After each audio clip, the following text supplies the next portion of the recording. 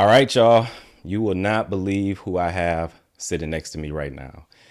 This young lady ran for Oakland County Commissioner for District 12 back in August of 2022. And she managed to get 40% of the vote, despite the fact that that was her first time running for anything. And despite the fact that the person she ran against, she has like 19 years of experience being a commissioner.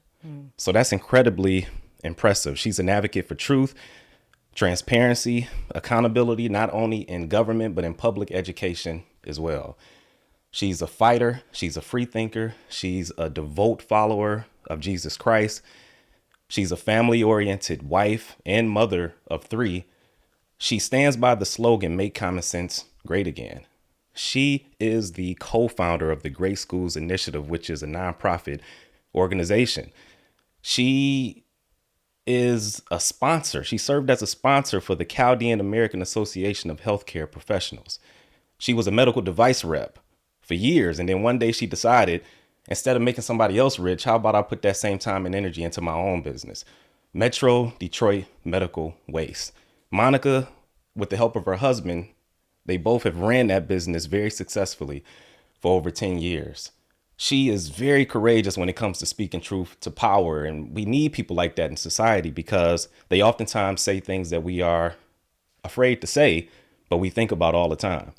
She does not play when it comes to protecting parental rights. So without further ado, I'd like to introduce you all to Monica Yatooma. How you doing, Monica? Good. That was a great introduction. Thank you, David. Well, I'm glad we had that conversation off camera. So how are you today? I'm doing good.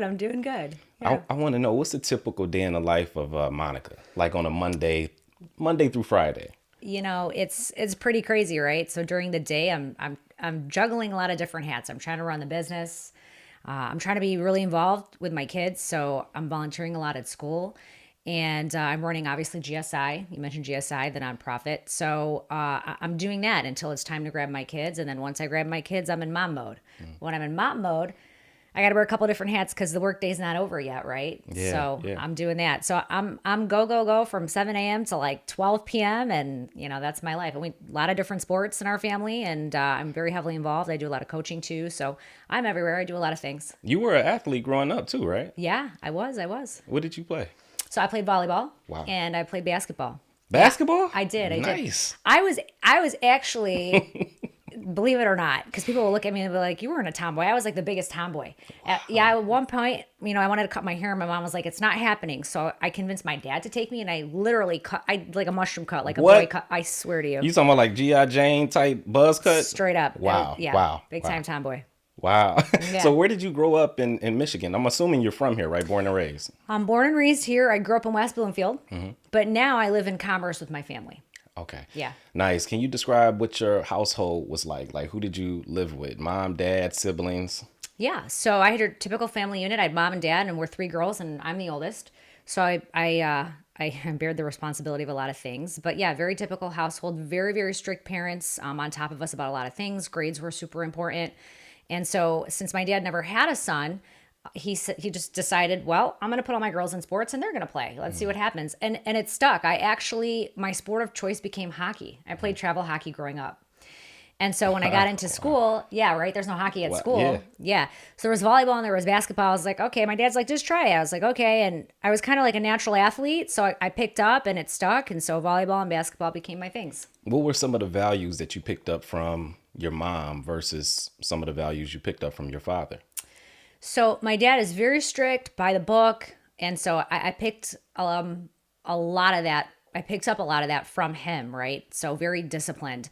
My mom is a little more relaxed. She's very compassionate, very empathetic.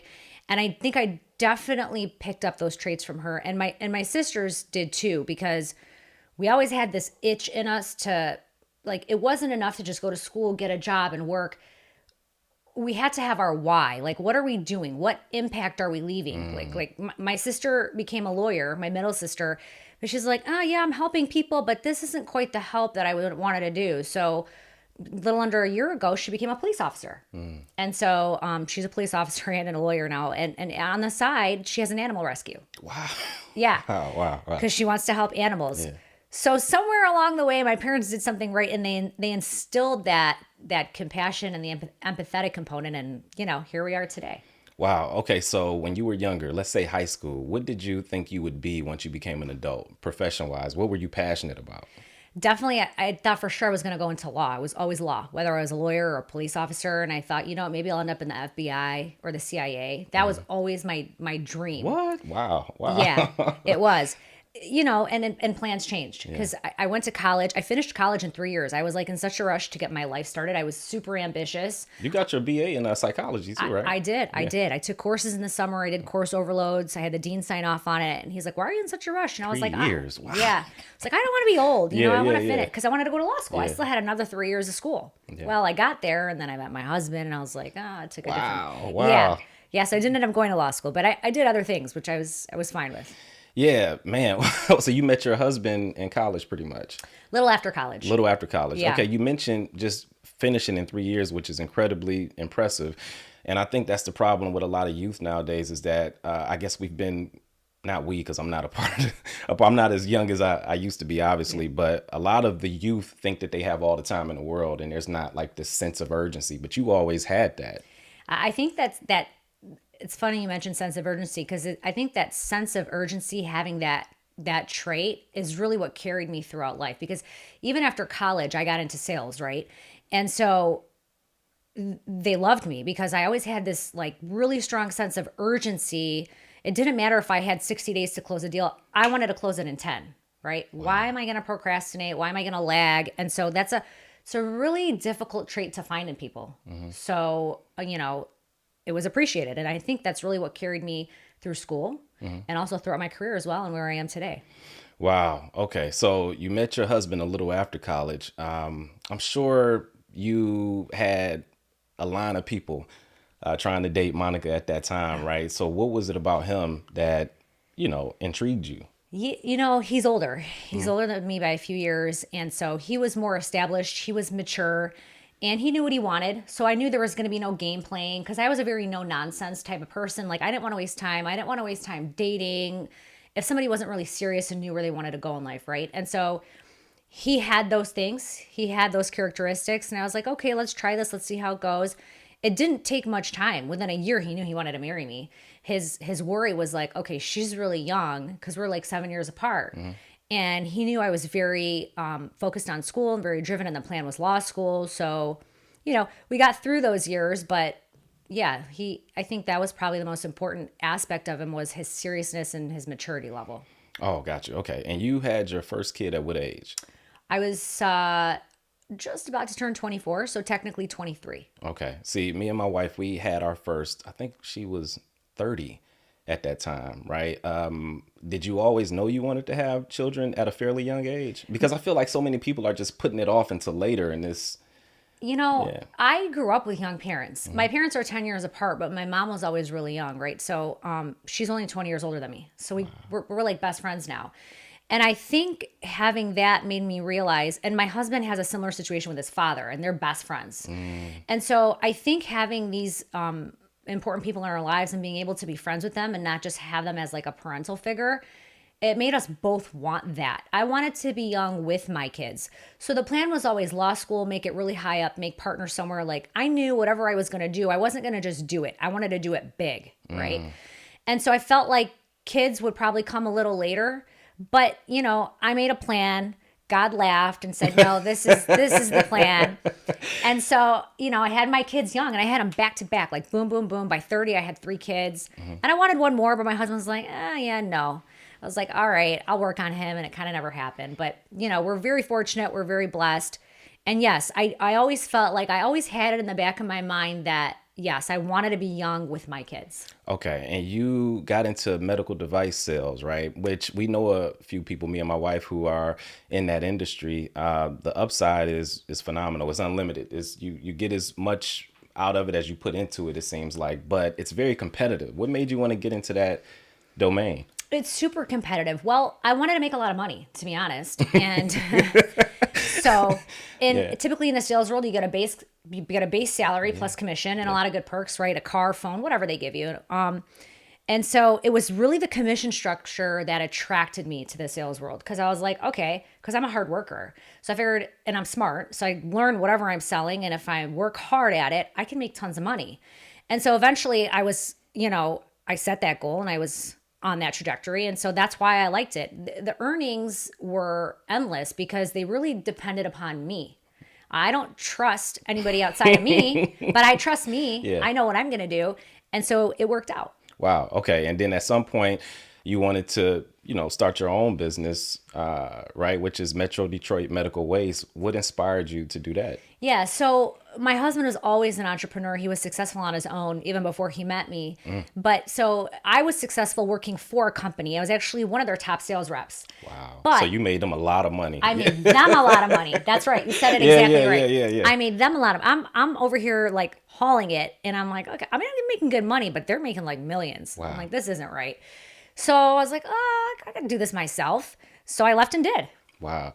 Okay. And then GSI, Great Schools Initiative, right? Yeah. What made you start getting into that? I mean, of course, this was after you had already had children, but how did you get there? Because, and I want to describe to people what this is. It's they're dedicated to building a community led by parents who empower one another and advocate for their children throughout their education, right? Correct. So what made you get into that? What inspired that? Yeah.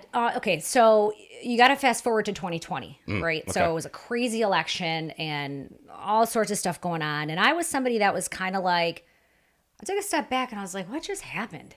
Everyone's screaming election fraud and all this other stuff. And was there fraud? I don't know. But whatever it was, certain political parties were very organized. Whatever they did, they were successful. They executed and they did it right. Mm-hmm. And there was a lot of stuff within the party when I was asking questions, like to my state rep, my state senator. I was like, oh, this doesn't make sense. Why would they vote like that if they believe this? And I was trying to learn. And so I reached out to my state rep and I was like, what's the best way for me to learn? Right? I'm a very big why person. I ask a lot of questions. I dig into a lot of things. And so he's like, what the best thing you could do for yourself is become a precinct delegate. And anybody can do that. And you could do it. Anybody could do it. He's like, it's kind of at the bottom of the totem pole, but it's the best way to learn. And I said, okay, no problem. I come from a family of immigrants. I don't mind starting from the bottom because I know I can work my way to the top. Absolutely. So I did that. I became a precinct delegate. I met tons of people. I learned a lot of different things. And then fast forward to the mask mandate, right? And it kind of really infuriated me because at first I was like everybody else. I was scared. I was worried about my kids. I didn't want them going to school. Mm-hmm. But then again, I'm a why person. So started researching, learning about COVID. And then I kind of started noticing some things didn't really make sense. And then they put the masks on the kids and then on the kids while they were playing sports. We had kids passing out while they were playing sports. And I'm like, this isn't right. There's got to be another way. Why? What is the strong push here? I couldn't find a lot of logic behind the why, behind the masking. There was not a lot of logic behind a lot of the COVID policies. Right. Yeah. Yeah. And I was like, okay, who's in charge of this stuff, right? Let's go to them. Let's figure this out. Let's see why they're doing this. There's got to be a good reason. I always assumed that our elected officials were smart and they did things for the right reasons and that they truly and genuinely worked for the people. That's why they're there. Well, I learned the very hard way by becoming a precinct delegate, asking a lot of questions and doing a lot of digging that was not the case. There was a lot of stuff going on behind the scenes, a lot of backdoor deals, a lot of things happening for reasons that were not necessarily moral or ethical or right. So I went to my county commissioner because they said the masks were tied to the budget. The schools couldn't do anything. And they said the commissioners handle the budget for the county. I went to mine, started going to the meetings. I actually assembled a group of probably like 1,500 parents. We went to this one meeting. We made a huge thing. We wanted to be heard. And we spoke. And then I pulled my commissioner to the side and I said, are you going to do something or not? Because if not, we're going to find somebody who will. And we'll find somebody to run against you and be able to do something, not knowing that it was going to end up being me. Right? Right. Because I went to all these parents. I'm like, all right, who's going to do this? And they're like, you're the best one for it. Wow. Yeah. So that's what made you run. Yeah. It was not like a plan. Yeah. I had plan, God laughs, right? Right. I had no intention of getting into politics. I didn't want anything to do with it. I just wanted to learn how things worked. Wow.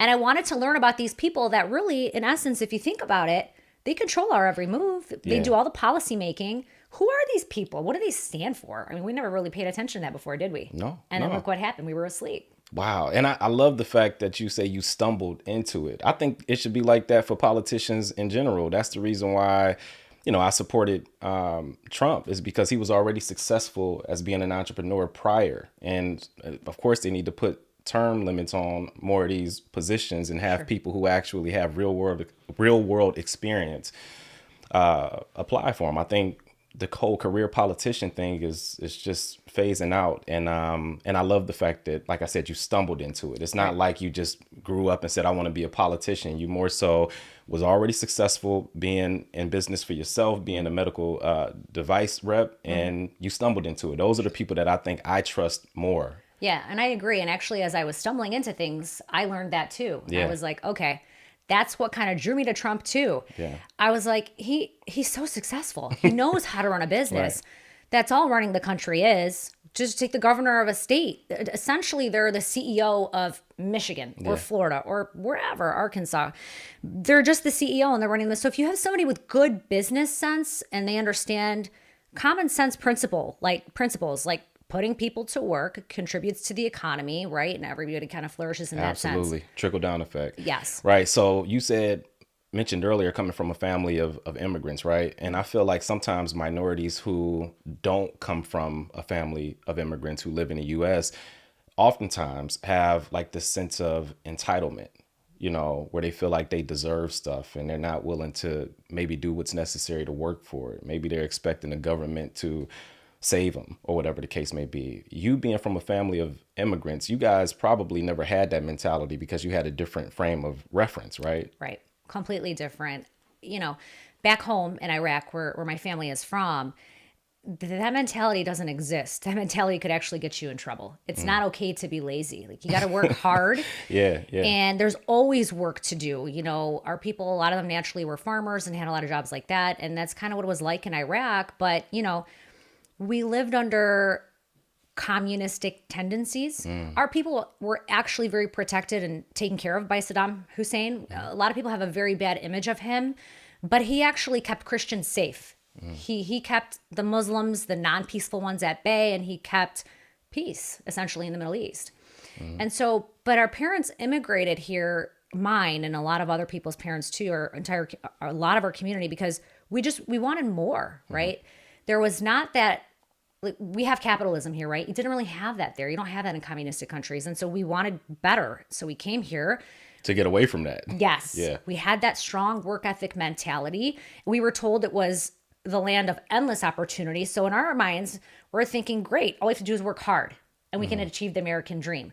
So many of us put that to the test, and we have so many successful business leaders in our Chaldean community, and my family became successful. And so they passed down those traits and those ideas to me. And now I carry that with my family. But we really achieved the American dream by just working hard. It's no secret formula. We didn't do anything but work hard.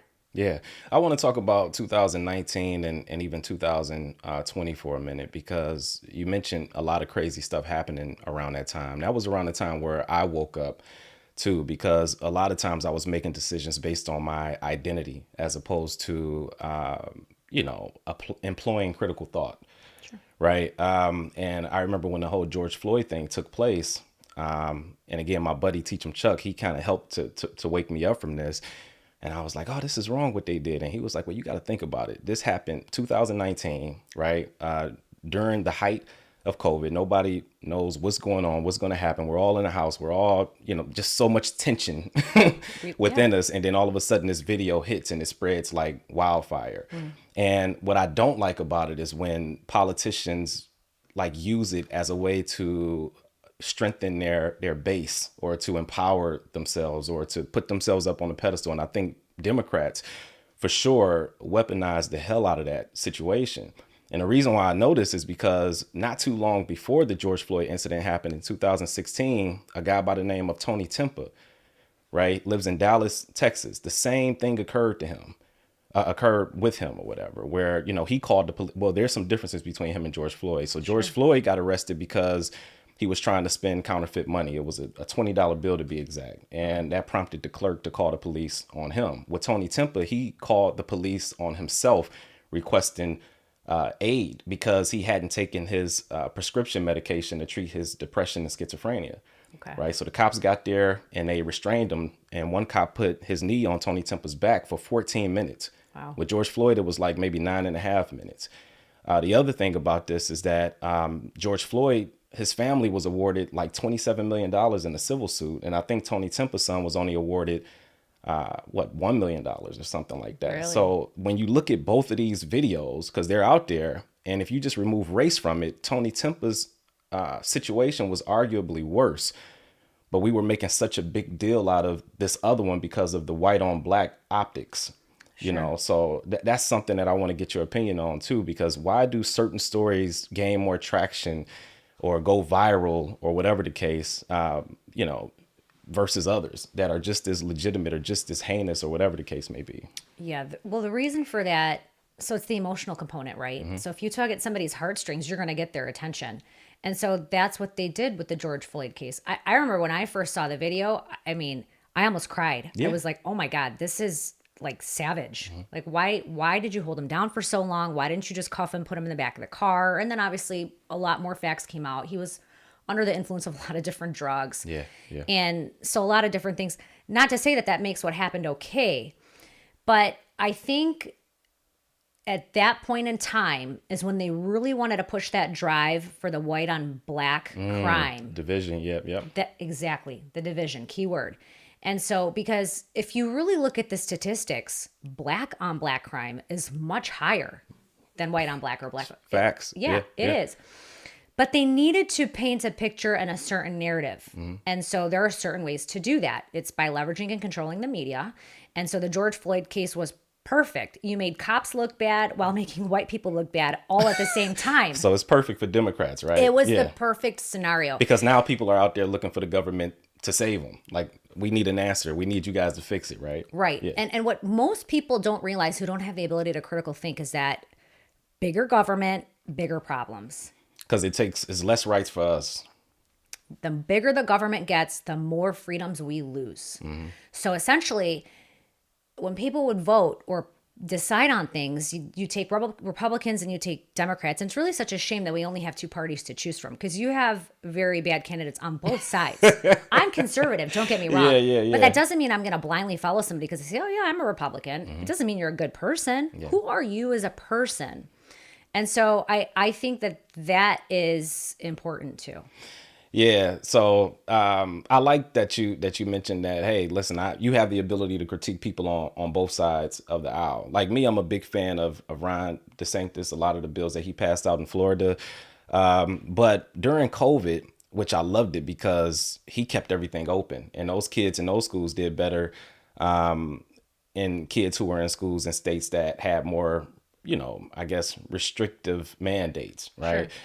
Sure. But the thing about Ron DeSantis is that although he protected businesses and saying that, hey, we'll fight the government so that you don't have to mandate for people to wear masks in your business, he did something that I didn't agree with necessarily when he said that, okay, well, if you do make people wear masks, then we're going to come down just as hard on you. And I felt like that could have been too much government overreach. Do you think sometimes Republicans, and here's the thing with me, this is how you know somebody is either far, far left or far, far right, is when they think that it's okay to take away the rights of people on the other side.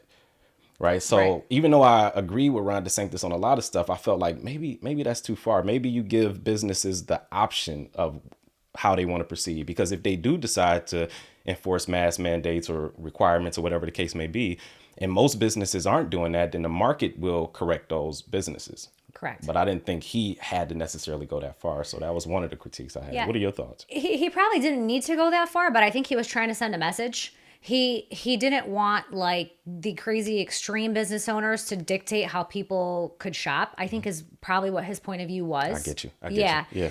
But it's like you said, I mean, if one grocery store is going to force me to wear a mask and I don't want to, guess what? There's 14 other grocery stores down the street and I'll go to one of those. Yeah. And I think in Florida, they have those options too.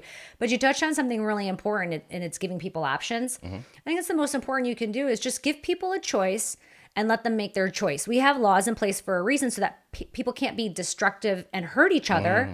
So let the laws carry themselves while you just allow people to have a choice. Unfortunately, what we've seen in the last few years was that we have one particular political party that wants to monopolize everything. Doesn't want people to have a choice because the ideas that they believe in and that they want, there's a lot of people pushing back against that. And they don't want people to have that ability. Wow. Okay, so another one of Ron DeSantis' bills that he passed, it was to, prohibit classroom instruction on sexual orientation and gender identity for children from kindergarten through third grade. Right. And I know you can identify with this because this was one of the posts that attracted me to your page. It was some young girl, 8 years old, who came home from a Farmington Hills school with the book. I won't say the title, but it was about gender identity. Her parents saw it. They were livid, right? Because why would the school allow her to come home with something like this, right? That's just going to confuse her even more. And I think they contacted you, or maybe you caught wind of it and you got help from Alexandria Taylor, right? Can you speak on that? Yeah, I can definitely speak on that. So Ron DeSantis was really smart in implementing that law. There was a lot of controversy behind it, but it was smart in the sense he was really just trying to protect kids, which is exactly what we're doing at GSI. Absolutely. So I get parents that reach out to us all the time. Actually, a parent before Alexander reached out to me about this book, and she's like, "Did you see this? My friend in Farmington said her kid came home with it." I'm like, "Yeah, if you can give me more details, I can talk about it." Then Alex reached out, and she was like, "You got to see this." And she was like, I was like, "Oh no, somebody on her campaign team." And I'm like, "Wow, really?" And I always, anytime somebody comes to me, I got to do my fact checking, right? I'm like, "Let me go check out the book, see what it's all about." And sure enough, this book talked about gender identity and gender theory, and it talked about how it was essentially trying to teach these, what I always look for right away in a book is what age is it geared towards, right? And this was like 4 to 8 year olds, basically trying to teach them, hey, just because you're born a girl doesn't mean you have to be a girl. They're teaching the idea that gender is a social construct. Yeah. But that's not true. Everything scientific says otherwise, right? And we know kids, this is common sense. At least I hope it is for most people. We know that kids at this age, there's so much that they're confused about, and they're learning the world around them, and they're learning about people and how people work and how they work and how their own bodies work. And so they already have tons of questions as it is. And then you want to go throw in all these books in school libraries where they can just grab them at any time and read them, and read things that say, oh, if you're a boy, but you feel like a girl, you can put on a dress and you can be a girl. Like, it just doesn't make sense. Right. Oh, well, you remember what happened in, I think it was May 28th, 2021 in Virginia, where, and this was around the time where Glenn Youngkin, I think he won governor during that time or whatever. And it was a young girl who was in the high school. She went to a bathroom, and a boy who had a skirt on pretty much sexually assaulted her. The school sort of swept it under the rug, right? And then that same boy ended up being transferred to another school where he did the same thing to another person and got convicted of both crimes eventually. But Ron DeSantis passed another bill where he wanted to make sure that these, public institutions, educational institutions, correctional facilities, so on and so forth, had a bathroom specifically for men and for women based on biological sex, not based on what you identified as. Correct. Right? So I just think that's really important to have bills like that in place. And I hate the fact that a lot of the stuff that he was doing, the Democrats, turned it into something else through, media propaganda or whatever. So, well, what he was doing was just common sense. Yeah. It's common sense safety, right? We want to keep our kids safe in school. And if you're letting boys go into girls' bathrooms or locker rooms, that's a sacred space. That's a protected space for them. And so to let a boy in there, I mean, does it make sense? Just take all the gender stuff out of it. Would you feel safe with your daughter in a bathroom with a boy? No. No, I wouldn't either. And so he was just doing common sense stuff, but he was the first one to do it. Right. Like going back to the bill he passed for no sex ed for K through 3. Mm-hmm. They took that and they just tore it apart. They called it the Don't Say Gay bill. They tried to make he was a homophobe, and he was like, what? No. And so that's all people knew about that bill. Oh, don't say gay. He hates gay people. He's homophobe. He's racist. He's whatever they wanted to call him. And so, but that's one of the very bad tactics of the Democrat Party or the liberal agenda is, okay, let's attack with emotions. How do we get to people's emotions? Tell them this person's a homophobe, right? He's doing this for the wrong reasons.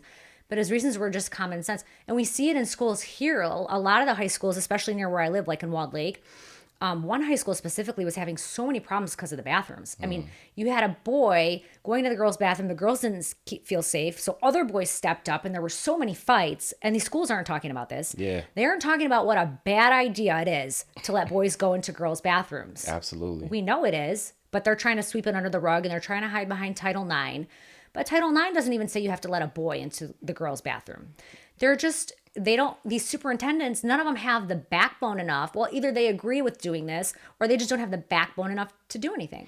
Right. And the thing is that if you don't feel like your child who is a girl should be able to have a boy who identifies as a girl go to the same bathroom, they somehow label you as, like you said, homophobic, like you're against gay people. But two things could be true. I could be against the grooming and the indoctrination of children who can't even grasp these complex ideas yet. I can be against that, you pushing that on kids, but at the same time, that doesn't mean that I want to take away the rights of somebody belonging to the LGBT community. Of course not. Why would we want to do that? Yeah. They've integrated with society for many years now. They had their huge one in the Supreme Court back in 2016 when gay marriage was legalized, and so pride started happening, and that was a big deal, and that's okay. They have the right to live as we do. They're no different than us. But the push now isn't LGBTQ rights. The push is, let's put it in our schools and let's help young kids transition and let's incorporate it into all the curriculum and let's have drag queens everywhere. Let's have them at story hour with kindergartners. I mean, just stuff that's wild. It's just wild to me because, kids, they deserve the right to be innocent while they can. Yeah. Why do you want to take that from them? Yeah. One teacher, and this was crazy, I won't even mention the person's name, but they said that they'll protect children at all costs, even if it meant protecting them from their own parents who didn't affirm their gender identity. I thought that was crazy. How is that protection? You're causing a slew of mental health issues right there when you're telling a girl that she's really a boy, right? Because listen, kids growing up, especially when they get to those middle school years, I mean, they're dealing with a lot of stuff, especially girls, right? You've got depression kicks in, identity issues kick in, and lots of mental stuff. They just want to fit in, right? A lot of peer pressure type issues. And so now this whole gender ideology becoming the opposite sex has kind of become a trend. And so when you take a kid who's just desperate to fit in and you tell them, oh, maybe you feel like this because you're really a boy, not a girl, and you come join our club and you come join our group, now you have a home. Right? And that's what they're attracted to. Okay, so the opt-out form, if a parent finds a book like this in their child's backpack, how will the opt-out form help them? Because I saw that on your website too, the GSI website. So we founded the GSI on that law. It's essentially just a sex ed law here in Michigan. It's been in the book for quite some time now. Just no one really knew about it, and schools were not really following it. And so the law just says that every school district has to have a sex education advisory board. So there's the general school board that decides on all policy for the school, but then there's the actual sex education board that decides the sex ed curriculum. And so the regular board has to then approve that. So every school district has to have a sex education board, advisory board. It has to have parents, clergy, school staff. The other part of the law says that sex ed must be taught in a sex education classroom setting with a certified sex education instructor. Wow, okay. You can't go take sex ed topics, any of them, and try to go teach them in math, science, literature, or try to incorporate them that way. Like, what are we doing, right? Let's just stick to academics over here. But if you want to talk about it in sex ed, great. And then parents have the right to be able to see whatever that curriculum entails, and you have to show it to them.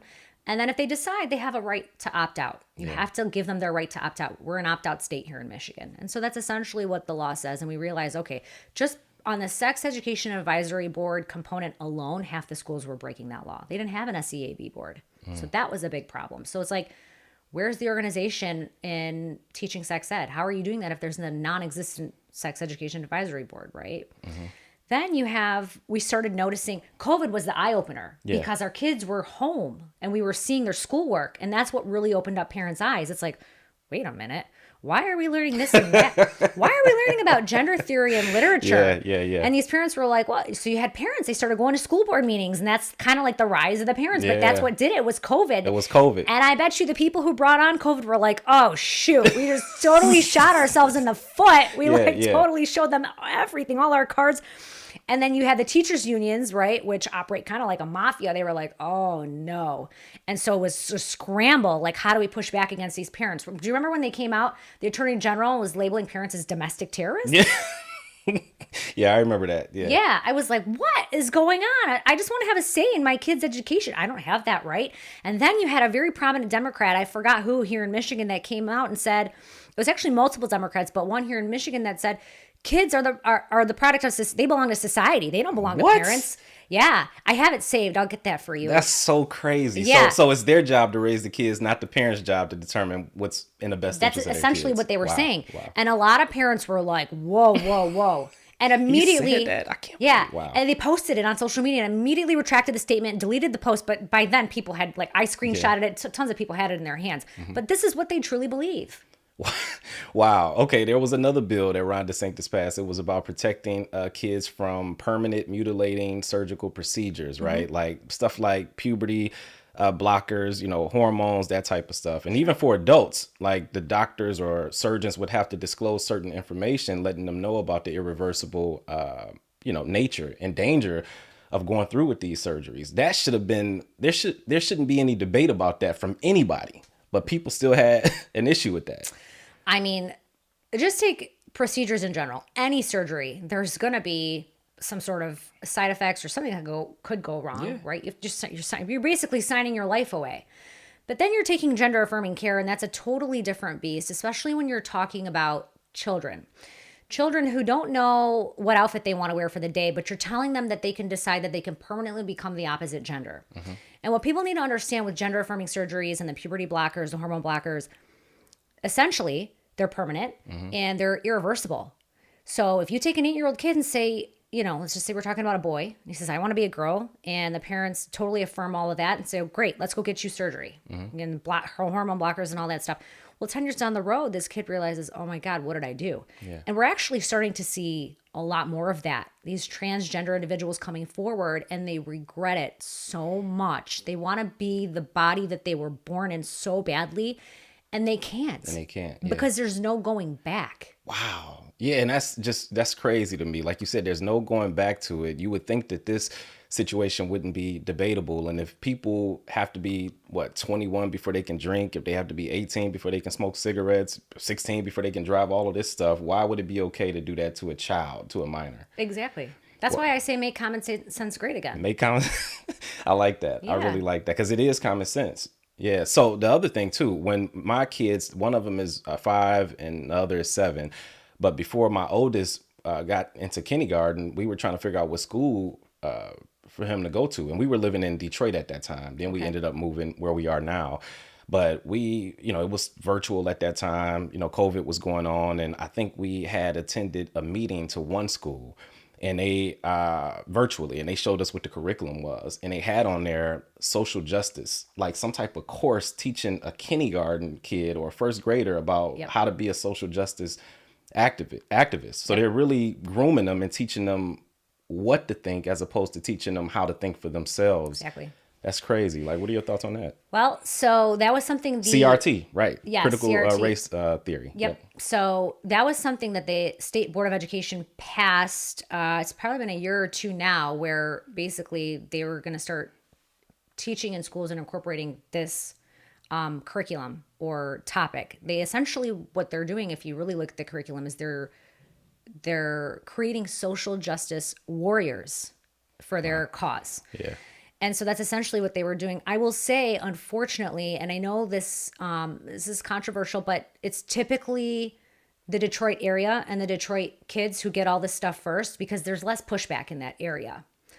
But personally, I've had conversations with teachers in that community, and a lot of them, they don't appreciate it. I've had a teacher tell me, and this is a Black teacher, and she said, I just want to teach. I want to just teach these kids. I don't want to parent them. I don't want to do this extra stuff. I just want to teach. I don't want to deal with the bathroom stuff. I want to teach, and I want to go home. So, well, why don't you guys just speak up? And she's like, you just have no idea. It's so hard. And a lot of people are afraid to speak up. And so essentially what's happening because of that is it's the kids that are really hurting because who's speaking up for the kids? And that was a big reason why we birthed GSI, was to help parents, but to give kids a voice too and help empower those parents to be that voice for their children. Now, unfortunately, the Black community in the Detroit area, and even in Flint too, Pontiac, those areas, they have the reputation to politicians of being able to be easily taken advantage of. Yeah, yeah. And it's really unfortunate. And that's where that emotional component comes in. So when they're conversating with these people and talking to them, they're not educating them. No. They're not teaching them. They're not teaching them how to be better. And unfortunately, some of the statistics show that in the Black community, a lot of these kids are growing up without fathers. Mm-hmm. The government knows this. And so the government is stepping in and they're saying, let me be your father. Wow. And then what happens? The kid ends up either growing up to, become some type of social justice activist. They end up either going to prison or so on and so forth once the government steps in and says they want to replace the father in the household. That goes all the way back to Lyndon B. Johnson's, the stuff that he passed with the welfare acts and stuff like that. Right. The other issue with it is that this community grows up being dependent on the government financially. And so it's just like, let's take race out of it. Take a couple, girlfriend, boyfriend, husband, wife. If you have a controlling husband who has the wife or the female in the relationship completely dependent on them financially, she's never going to leave. She's going to be so scared. She's going to be like, oh my God, I don't know how to fend for myself. Well, that's how things were back in a certain time, I guess. Like, 40s, 50s, whatever the case may be. Yes. Yeah, when women weren't as independent, as educated, weren't as, they didn't make up as much of the professional setting as men. No, they were told their place was in the home, right? Right. So obviously that's changed a lot over the years. Yeah. But if you apply that concept, you take that and apply that to what's going on in the Black community with the government, the government is doing the same thing. It's that manipulative husband. It's an abusive relationship. But when you're in it, you don't really see it that way. You look at it like, oh, well, I need to eat and I need to whatever. And so they think like, this is what I need. And they become more and more dependent. And so that's where Trump comes in, right? Enter Trump. He won the 2016 election. And Black unemployment was actually the lowest under Trump than any president in history. Yeah. I think the Black community themselves didn't realize they wanted to go to work. They didn't realize what that meant for them and how many doors that opened for them. We own businesses in Detroit. And the power these people were feeling coming in and being able to pay for their groceries and their items themselves, as opposed to using a bridge card. Wow. I can't tell you, they were completely different people. The mental health was on a different level. Because now they had the autonomy, the agency to solve free. their own problems. Yes, they were free. They were thriving. Yeah. And so it was just a great era. Everybody was doing well. And so when you do that, it's like kind of like what you talked about earlier. It's trickle down effect, right? And so if these are parents, they're passing that on to their children. They're teaching them like, look, this is what working hard gets you. Wow. And it's funny you mentioned fatherlessness, because that is the biggest epidemic, in my opinion. A guy by the name of Bob Woodson, who's a community development leader and a civil rights activist, he pretty much said that the big crisis facing America is not racial. It is the spiritual and moral free fall that is consuming our children. So kids who grow up without a father are more likely to commit suicide. Children who grow up without fathers are more likely to be diagnosed with depression, are more likely to go to prison, so on and so forth. And people have no idea how big of a role fathers actually play. So when you pass certain bills that disincentivize women from wanting to have men in a household, I don't think at that time we considered the long-term damage that would have on the children who would grow up to be dependent on the system. It's just not a good thing. No, it's not a good thing. But what you also had was a political party that knew what they were doing and essentially knew that this was going to take time and many years. And so over time, man, they played the long game. They created you got to give policies. Democrats credit for that, because they're very smart. They created policies that led to exactly what we're seeing right now. I mean, they were very smart. They also had the help of a lot of global elites with a lot of money and a lot of power.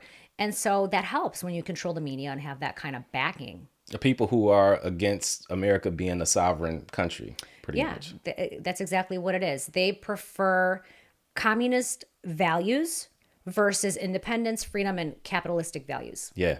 Yeah. When I was in college, I was taking like women's studies courses, African American studies courses, and the way that they were teaching it, some of the professors, I won't say all, is that like when I walked out of there, I almost felt like I was like I could do no wrong. I almost felt like, and then maybe with the white people who were in the class, I can imagine how shameful they felt at thinking that they were responsible for stuff that they had no part in.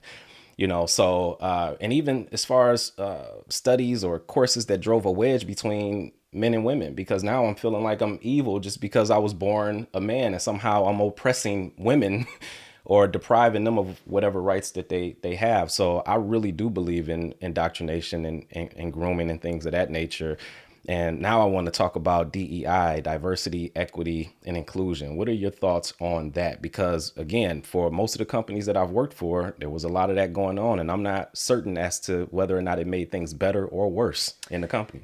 Yeah, I had my hesitations when they rolled out DEI. I mean, I'm all about anything that's going to help with diversity, right? Who would be against that?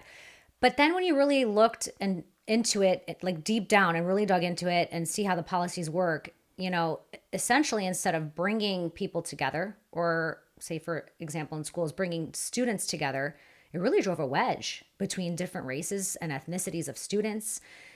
I've never seen young kids so divided.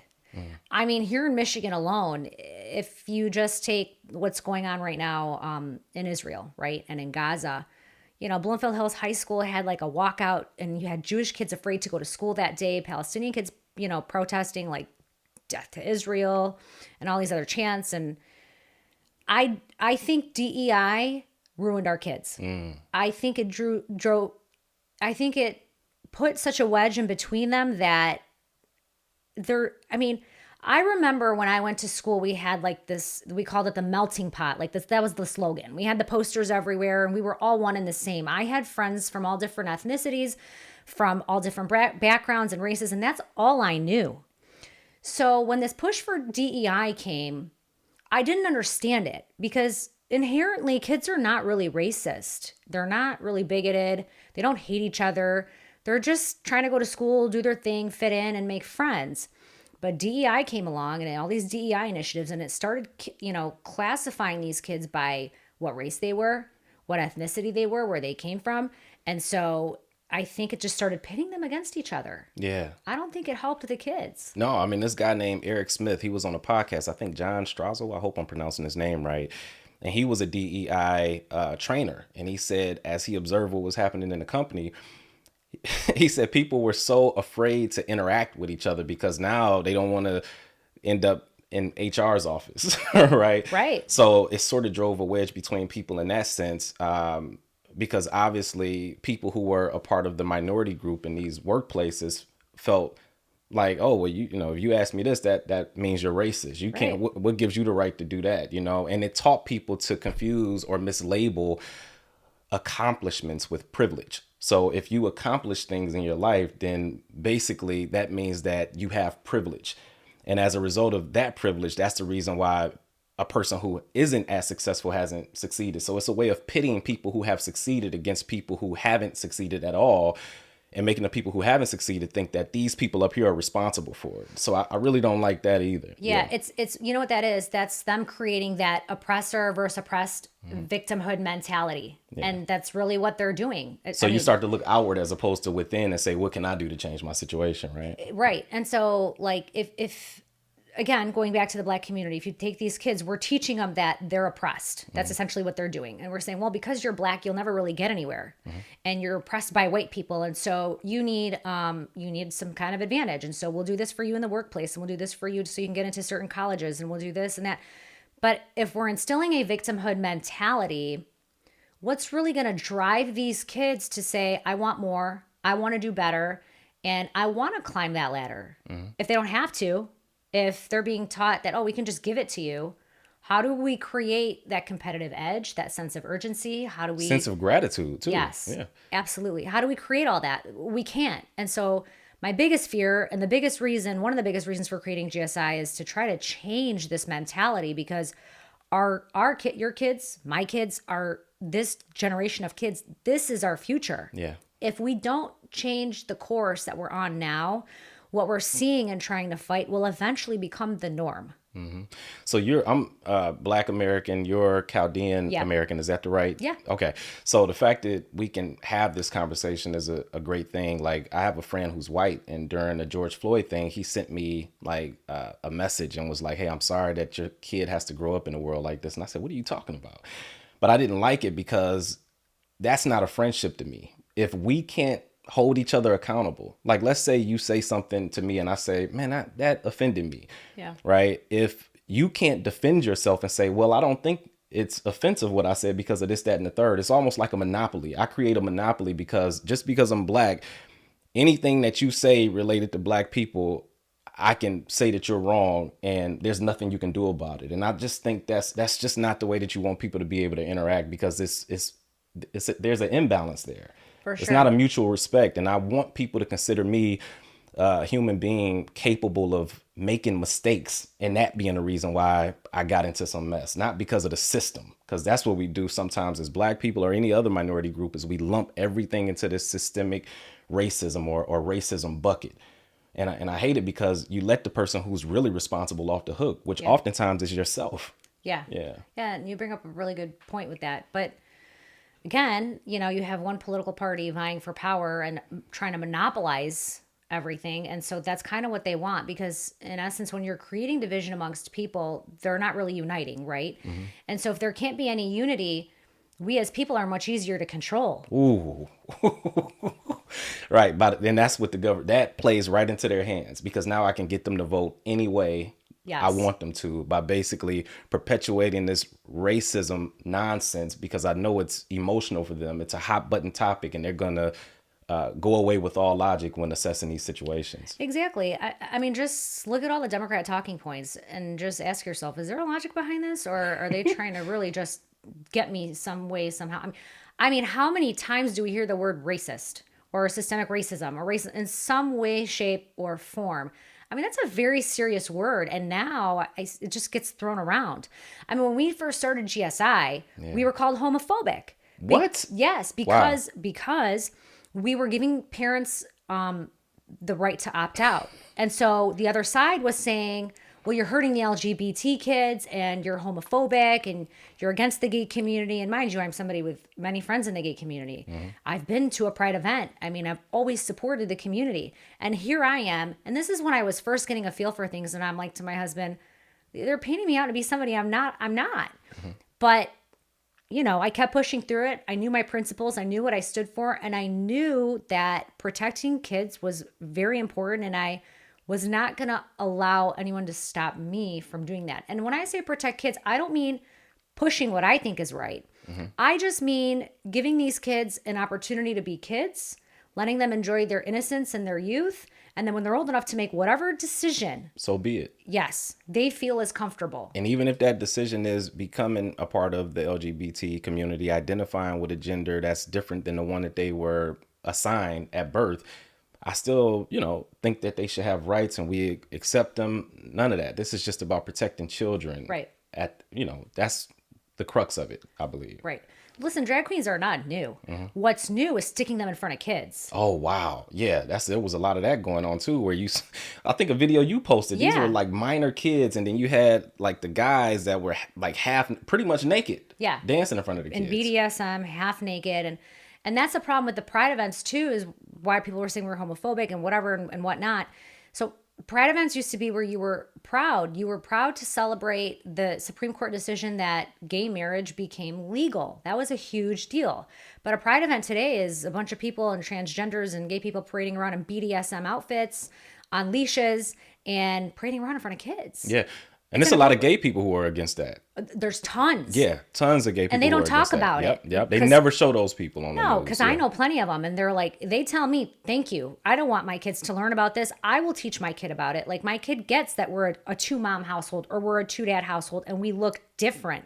You know, what schools could be doing and should be doing, instead of pushing a curriculum that pushes gender identity confusion and all this LGBT stuff, create common sense bullying policies and create resources for these kids that are different in some way or come from different families or families that look different. Create the resources and the support that they need and let them have that. Don't instill or push a blanket policy on all kids when no kid or no family looks the same. Right. Exactly. Man. So, Michigan House, right? They pretty much passed a package of bills. I think one of the things that you mentioned, because you posted this, one thing that is now legal is, and you might have to explain this to me, partial births as well as late term abortions, right? So how do you feel about that? So, I mean, I'm pro-life, but I completely understand that there are circumstances where mom's life might be in jeopardy or just certain circumstances, but those are very rare, right? Very minuscule when we're talking about anecdotal. Number. Yes. Yeah. So essentially Michigan was a non-abortion state. Like, there was an archaic law that said abortion was illegal. Oh, wow. Yeah. And so when Roe versus Wade was overturned, Gretchen Whitmer was scrambling like, oh my gosh, because when it was overturned, you revert back to state law. And our state law here was... Oh, I remember that. Yeah, so it became a big deal. She took it to court and basically had the judge put it like on they did an injunction to say, leave it open for now until we can let the courts decide on this. Eventually they did win.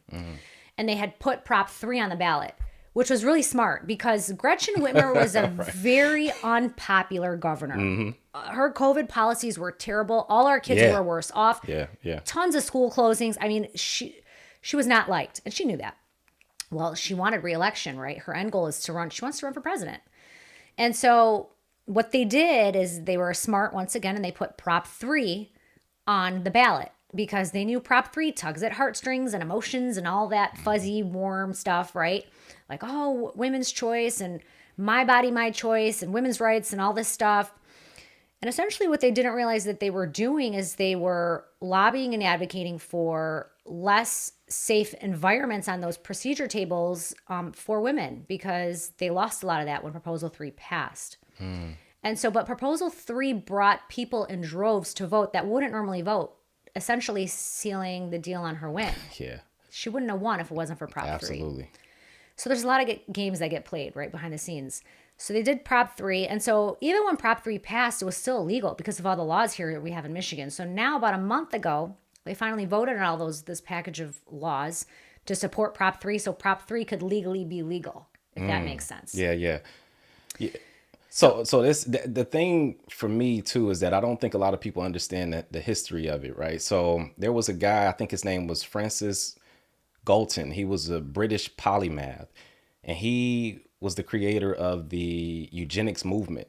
He coined the term eugenics, which is the study of how to arrange reproduction within the human population to increase the occurrence of heritable characteristics regarded as desirable. That's exactly what it is. Right. After that, a guy by the name of Madison Grant was influenced to write a book, which was his most well-known book, The Passing of the Great Race. Right. And this book was used to justify laws that were passed to restrict immigration based on nationality and ethnicity. Right. Margaret Sanger, she included that book in her reading list of books. She was the co-founder of the American Birth Control League, which was established in 1921. I believe it was later renamed to Planned Parenthood in 1942. Margaret Sanger aligned herself with prominent eugenicists at that time who sought out to establish racial betterment policies meant to improve the welfare of women and also meant to stop the reproduction of people she deemed unfit to have children. Exactly. So a lot of people think that pro-abortion stuff, this eugenicist movement, all of that stuff that was happening in the early 1900s, they think that that was about women having equal rights to men. But it was much more of a nefarious and wicked agenda behind that. It was exactly about right. population control. It was about stopping the reproduction of people who belong to races that they deem genetically inferior from having children. And I don't think a lot of women or men understand like where all of this came from and how we think that we're supporting one thing, but the people at the top, they have much more You're wicked intentions. fulfilling their agenda. Exactly. So I had to learn about that. And here's the thing about it. I think with abortion, there's a few different conversations. There's the legality of it, right? And that's a hard conversation to win because not everything that's considered to be wrong is illegal. And then you mentioned earlier, there's like anecdotal cases. I think in 1963 to 1965, rubella, it was a virus that people were catching. And if you were pregnant and you caught this, then, I think there was the consequence was like severe birth defects or something. Right, deformities and whatever. Right. So that brought back more liberal abortion laws, and they caused a lot of people like medical authorities to endorse therapeutic abortion. So there's cases like that. There's cases where somebody might get raped and they don't want to have the baby or whatever the case may be. So it's not like I'm saying that it should be illegal. I don't want to take away somebody's right to do it, but I'm pro-life, meaning that if I believe in God, if I'm a Christian, if I follow the doctrination of Jesus Christ, then I can't be in support of anybody killing a child. So I think the better question is, how did we get here? Like, how do we improve sexual relationships between men and women? Because nowadays people are more inclined, especially after the invention of the birth control pill in 1960s, they're more inclined to pursue hedonic gratification through transient relationships as opposed to pursuing long-term meaningful relationships. Right. So how do we get people to the point to where they don't end up in a situation where they have to decide whether or not to abort their child? Because I think we all agree that abortion, like it's not, you wouldn't gift it to a friend. You wouldn't wish anybody you love be in that situation where they are faced with that. Of course. Yeah.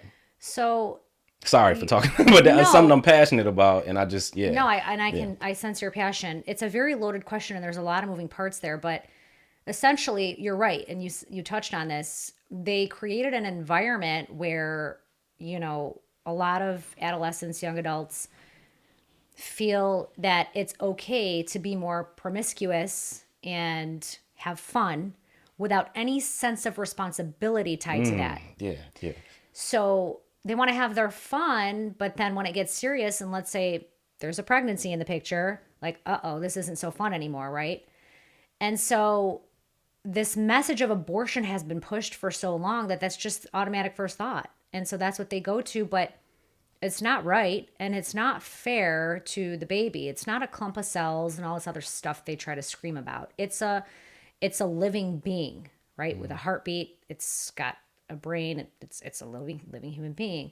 So I think that's the problem, is that society and our environment has promoted promiscuity without any sense of responsibility. Right. And that's a big thing. And that's another thing that we're losing in this generation, is no one wants to be responsible for anything, essentially. All people talk about is their rights. They never talk about how they get those rights. How to get those rights and the responsibility that comes with being able to have those rights, or you have to be responsible.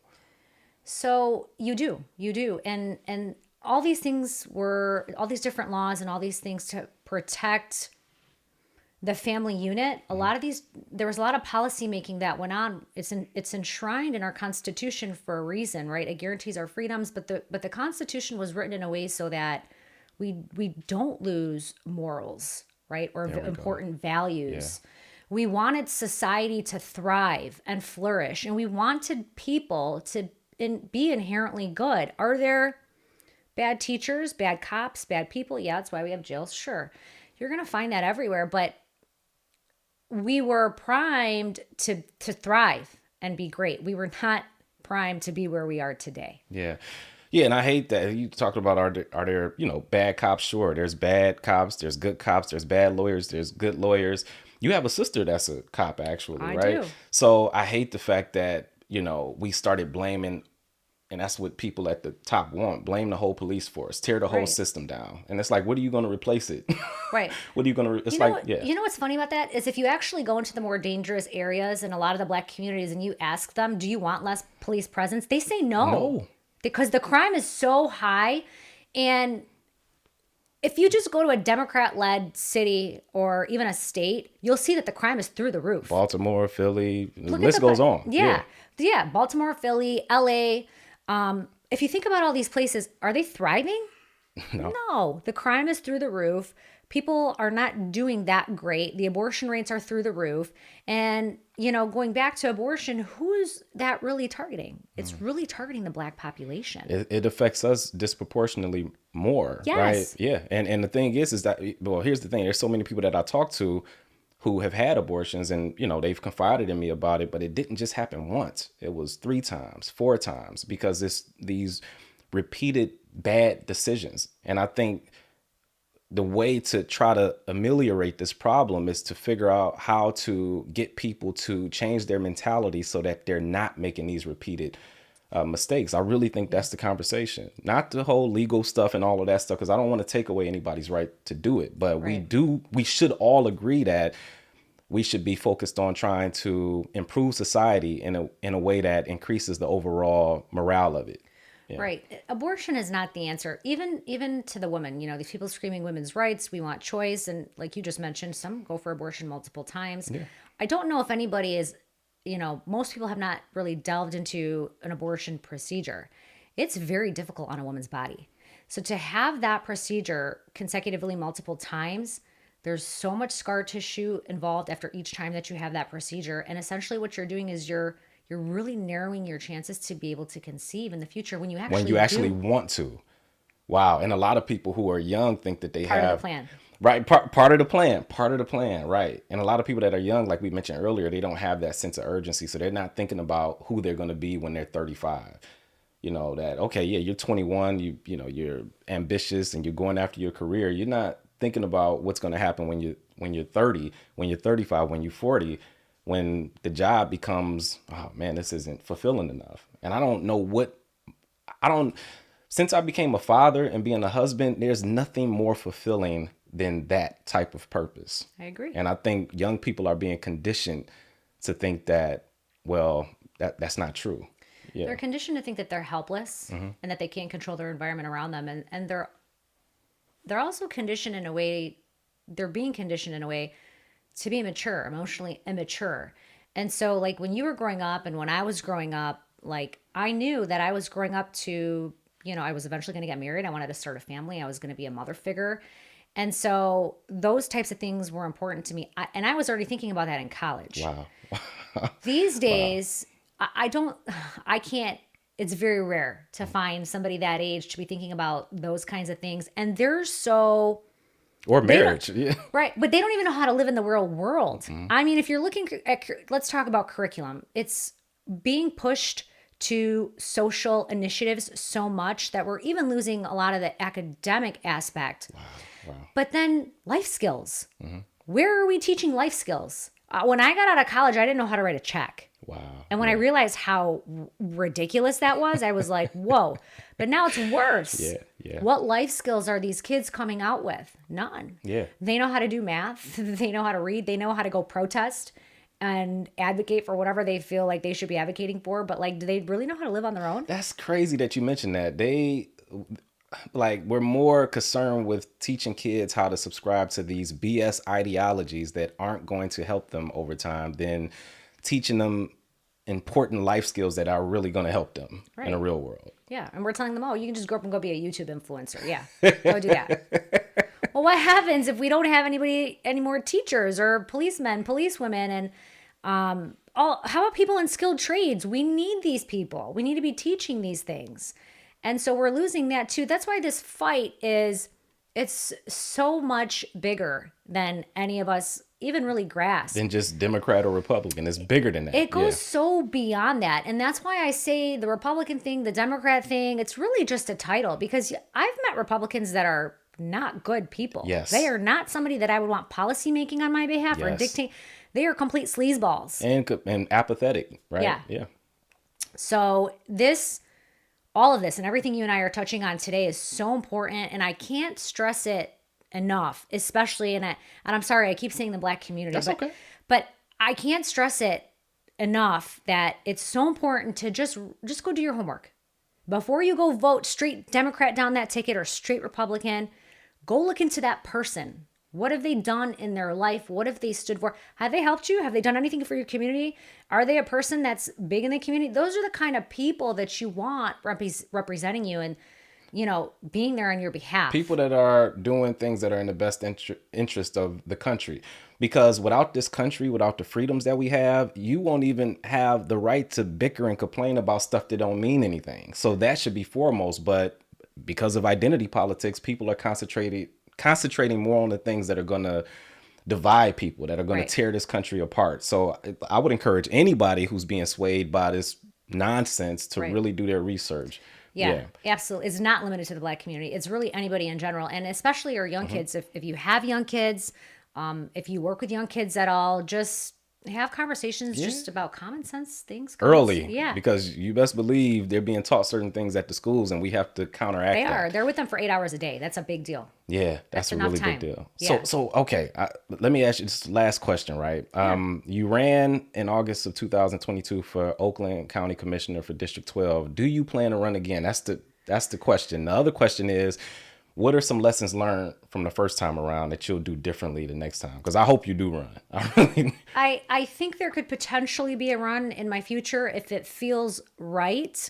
If I feel like I could be in a position where I could really be helping people and really be a part of policy making that's important, I think in the future there could be, definitely potential for a run. We need people like you. That's why, Thank you. Yeah. I just was so discouraged when I ran because it just felt like one big game and I was in it for the right reasons. And so for people like me, it's difficult. And yes, I took a big chunk of the vote. It was a big deal. She's had that seat for like 20 plus years. Yeah. But I learned a lot and I encourage people like you to run too, because don't wish that on me, Monica, please. I know. But here's the thing. A lot of the conversations I have with people, they say, I give up. I don't really think there's any good people left. I think this is just going to be what it is. Mm-hmm. And that really bothers me because there's a lot of good people out there that care. You're here. I'm here. And we know plenty of people that are like us, right? And so these are the people that really need to step up to the plate. Just get involved in your community. I think if COVID taught us anything, it's that local politics are so important because it affects our day-to-day lives. So I just encourage people to think about that if you don't want somebody telling you how to live, then do your homework and learn what they're all about and what policies they believe in. Wow. Okay. So I know it's heavy. That was a lot. No, I love it though. I love it. I'm gonna leave everybody with a quote. It's from Ben Shapiro. He said that the greatest protection against evil is recognizing that it lies within every human heart and a possibility that it takes you over. And I think people need to focus more on the evil that they're capable of and stop being conditioned to point the finger at everybody else. So I want you to express any final words you want to, and also look in this camera when you're ready and tell people where they can find you on social media. Okay. So I want to firstly say thank you for having me. I really appreciate it. Yeah. It's important to touch as many people as possible. And I hope I was able to touch a lot of people, people today. Yeah. If anything, turn off the TV. Turn off the TV and just go do your homework on all kinds of stuff, whether it's a person, a candidate, on a policy, what's going on in your kid's school. Just do your homework. Go to a school board meeting. Just go to a school board meeting. Just sit there and just listen, ask questions, just be involved in your community. If we could just get people to do that, I mean, it would make such a difference. You can find me on social media, Monica Yatooma Official. I'm on Facebook. I'm on Instagram. The Great Schools Initiative. If you are a parent that needs assistance in any way with your child in a public school, it's greatschoolsinitiative.org. We will be changing over actually to the greateducationinitiative.org. Okay. Yeah, I'll tell you why. Funny story. Yeah. There's greatschools.com, and one of their biggest donors is Bill Gates. Mm-hmm. So they don't like us. Of course, yeah. And what we're doing, and so they've been fighting us for over like trademark issues and stuff like that. And we're like, okay, whatever, we'll change the name. So for now, gradeschools.initiative.org. But if you are seeing this and you go there and it didn't work, you probably will be rerouted. But just in case, it will turn into gradeeducationinitiative.org. Thank you so much, Monica. Monica Yatooma, please follow her. Go through her posts. Man, this lady has so much courage, and I'm honored that she came on to the show. So thank you, Monica, again. Conversations with TinBridge. Peace.